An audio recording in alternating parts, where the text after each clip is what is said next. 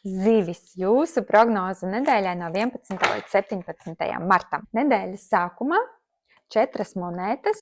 Iespējams, ka būs pārdomas par naudas sfēru, finansēm, kur varētu ietaupīt. Varbūt būs doma uztaisīt budžetu un saprast, kāda ir jūsu naudas un finanšu plūsma. Uz nedēļas vidu zivis.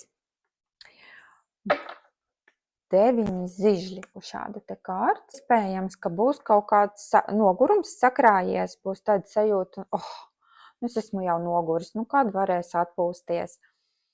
Šī kārts ir par daudz darbiem, par daudz darāmā, bet kas jau iet uz beigām. Jau ir tik daudz izdarīts, jau nāk nogurums, bet izskatās, ka tas jau drīz arī beigsies, jo pēdējā kārta mums ir 10.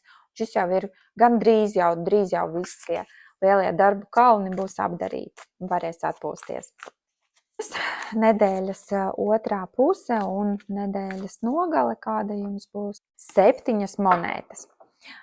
Šī ir kārts, kad mēs ievācam jau ražu, varbūt saņemsiet algu vai investīcijas vai atmaksāsies kaut kas, ko jūs esat ieguldījuši, vai saņemsiet komplimentu vai pateicību, vai savus darba augļus varēsiet baudīt uz nedēļas beigām. Nogale. Mīļās jūtiņas, lai jums jauka nedēļa!